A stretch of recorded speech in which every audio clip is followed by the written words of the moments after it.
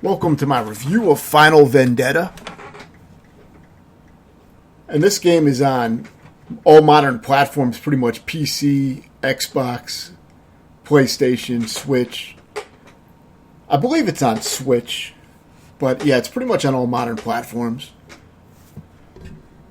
And if you like Final Fight or Streets of Rage, then you're definitely going to like this game because it's pretty much a combination of both games.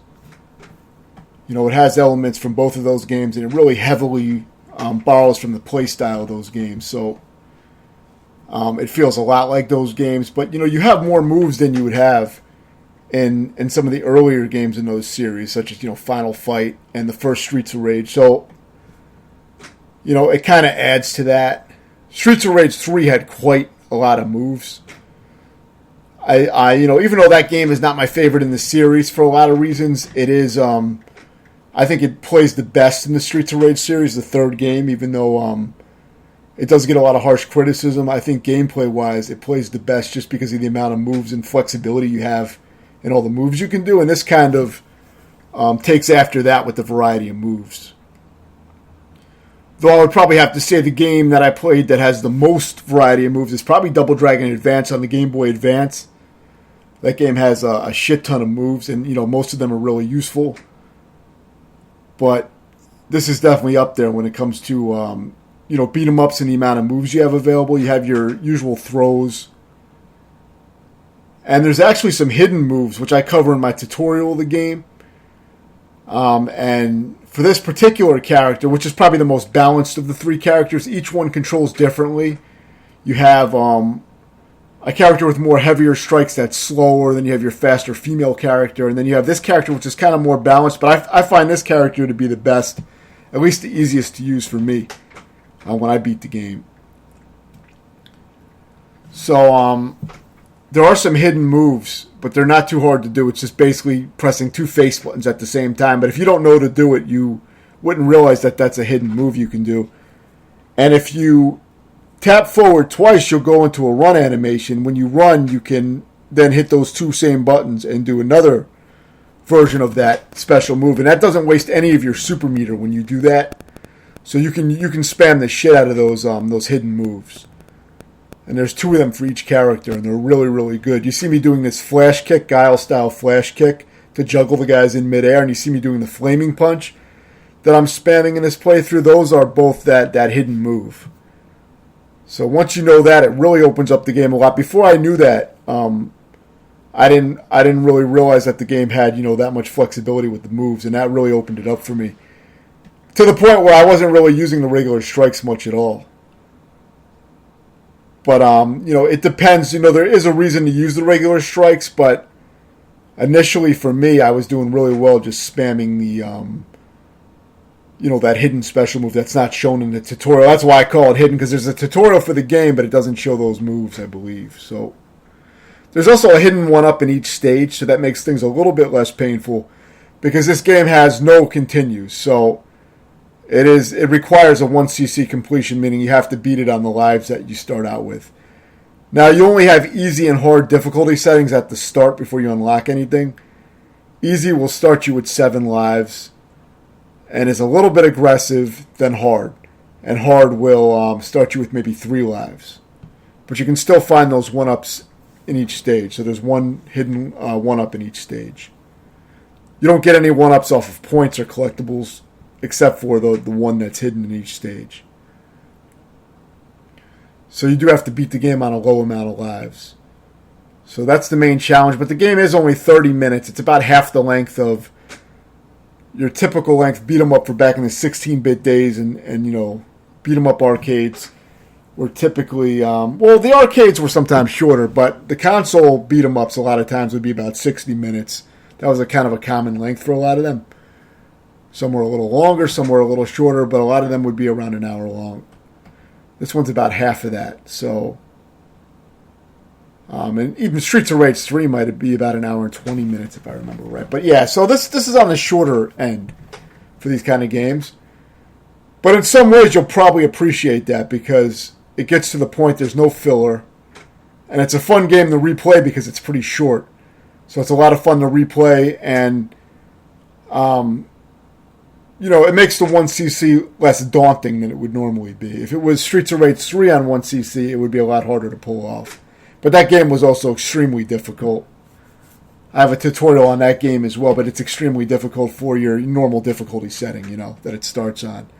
It's known for being overly difficult for normal mode. This game is not like that. It's really not overly difficult. People in the reviews are saying that this game is so brutal and all this shit. It's really not. It's a lot easier than Streets of Rage 3 was on normal. And a lot of beat 'em ups from that time were much harder than this. So it's I'm not saying it's an easy game, but if you take your time with it to learn it, it's very doable. You can find a lot of one-ups. Most of the bosses are very easy, except for this boss. Now, this boss is kind of bullshit. And this level's a little bullshitty and irritating with all the obstacles, though. Once you know how to dodge them, they're easy to dodge the obstacles. But what's not easy to deal with is this boss. It's just his hitboxes seem very random when you land your strikes and when he hits you. And he can, even if there's a gap between you and this boss, he can kind of just snatch you out of nowhere. So I thought this boss was cheap. Now, I'm sure I've seen easy ways to exploit him, and I'm sure there's probably an easy way to do it predictably. But you see how he just kind of grabbed me from that big gap? I'm not really sure how to hit him consistently without a big risk of you taking damage. And when he does damage you, it's a lot of damage. So it's easy to lose a life or two on this guy. Very easy. And it just feels kind of cheap. But that was really my only real issue with the game was, this stage was kind of irritating, and mainly this boss was very irritating and felt cheap. So that was my main gripe. I don't have an issue with the shorter length of the game because I kind of think it works in the favor of this game, the way it's designed, because you have unlockable difficulties like very hard mode, though it's kind of limited that if you want to unlock the hardest mode, very hard mode, or very difficult, whatever it is, you have to beat the game with the Miller character on hard. Now, about the difficulties, again, there's easy and hard mode at the start. There is no normal. So easy is pretty much your normal setting. If you beat the game on easy, it's pretty much like beating the game on normal because there is no normal. It's just easy or hard. So keep that in mind. And I recommend starting on easy because you'll start with 7 lives and the enemies are a little bit less aggressive than they are on hard. So it's a good place to start and just get familiar with the game. Now, I think there's a patch that will be available for this game soon for console if it's not already out. And I believe that lets you access the full training mode from the start. Normally, you would have to actually beat the game to get the full training mode, which is kind of bullshit. I mean, why would you need to fucking train if you already finished the game?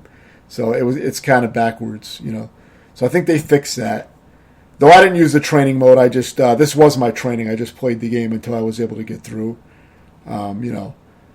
Unlike the old games that I play, I wasn't able to save state practice and do all that kind of shit to get an edge. But the training mode may let you practice specific bosses. I never tried it. I think it does. And it may be patched now to where you can play the bosses and shit, but I'm not sure. Something to consider, though. But anyway, you're going to learn the fucking game just by playing it. You'll learn it just by playing it normally. You just try to do better each time. And the patterns for most of the bosses are very simple. Even these bosses are much easier than the 2 female bosses in Streets of Rage that this is stealing from. So, as long as you take them out individually, and don't let them gang up you, they're pretty easy to deal with. Just keep one on each side, and they're really not too hard to deal with, especially with this flaming punch that this character has. So another thing that I didn't explain yet is that there's a super meter in the bottom left corner. That is your special move meter. Now, when that yellow bar is full, you fill it up by damaging enemies, I believe. And when that's full, you can use your special move without any penalty to your health bar, meaning it won't take any of your health away when you use your special move. It's a powerful move, and it's good for when you're surrounded by enemies, usually is when you want to use it. For this character, it's a jumping spin kick, like a jumping cyclone kick. And it'll take enemies down who are like all surrounding you and swarming you from both sides. Very good for that. And you can combo into it with other moves, like the flaming punch, and you can get combos going. Actually, the juggling in this game is great. You can get some really nice juggles, and you can get a lot of damage output on enemies by juggling them. and it's great for crowd control. You also do have back attacks, like a back fist type of move, but I never used it, but it may be useful to use. Like I said, there is a good variety of moves. You can stomp guys when they're on the ground. I just wasn't really using those moves because it just wasn't fitting the way I was playing when I beat the game. I am working on hard, or at least I was. I only tried it. I only tried hard mode twice, but I would like to get back to it and beat it. And if I do, I'll make a separate tutorial because I'm sure some of my strats will change and evolve with that. But yeah, you have a decent amount of enemies. Like I said, the bosses are even overly easy most of the time, except for the one cheap boss in the construction zone. So I suppose that could be done a little bit better. Maybe they could make the bosses more challenging. But I do like that the bosses don't have tons of invincibility frames like most beat 'em ups. And that always felt cheap to me in beat 'em up games, and this doesn't really have that problem too much, except for the construction guy, which is the only boss that seems to take damage at random. Now, the final boss does have some iframes and stuff where you can only hit him at certain times, but it's really predictable, and it's very easy if you just take your time. The final boss does have two forms, but it's easy. Now, the bosses do reappear within the levels. There's two incidences where the first boss comes back in a level, and then this boss was maybe the second or third boss. He comes back once in this level. So there's not too much boss recycling going on, which is good because it's a short game, so they don't really need to do that. You have your turkeys and shit you can pick up to get some health back, things like that in the environment. So you do have some health pickups at least. Now this is the full final boss fight. Fucking spoiler alert. You'll see both forms here. Now it's very simple patterns, as you can see. You kind of just let him fire off his attack, either a kick or a fireball, basically. And then you can strike. Now I was getting greedy because you see I had 4 lives or 5 lives stocked up. So,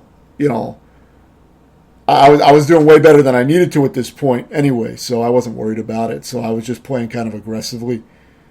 But if you're patient, it's pretty easy. I've gotten through this first form without taking much damage at all, if any, in previous runs. But the problem was I think I only had 1 life left, or I was on my last life.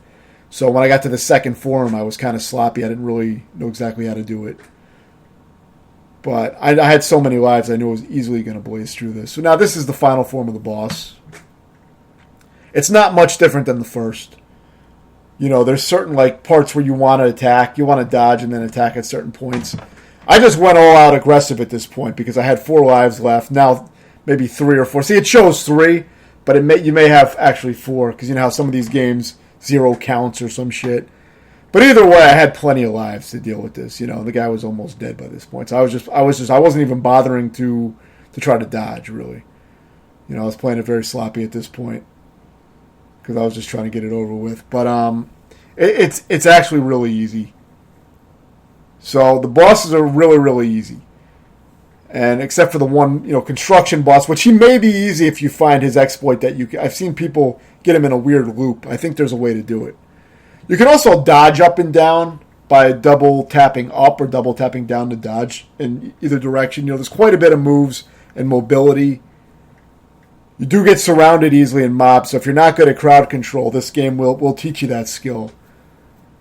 And it's going to be a very, very hard beat 'em up for players that are not accustomed to these kind of games. But, if you have beaten games like Streets of Rage 3, this is going to be easier than that, definitely, on the easy setting anyway. And hard really is not nearly as hard as Streets of Rage 3. I played it. I got far in hard mode on my second attempt. Even my first attempt, I got pretty far. And it's really not that bad. Now, very hard might be quite a bit harder. I don't know how much that ramps things up. I haven't gotten to that yet. There's also Boss Rush that you can unlock, where you just fight the bosses, I believe. And there's a survival mode you can unlock. Quite a bit of extra little content, plus the main game. The soundtrack is really, really good. There's some really good soundtracks that rival stuff like Streets of Rage and stuff. There's maybe 2 tracks that I thought really stood out. Art style, I don't really like the way that the main characters look. I think they look fucking stupid, but the art style is actually really good for overall for the colors. The backgrounds look great.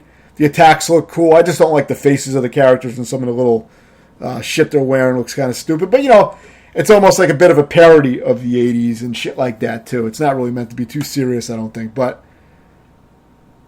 Either way, I highly recommend this game if you like old style beat 'em ups, and I would give the game an 8 out of 10. Let me know if you have any questions, and thanks for watching.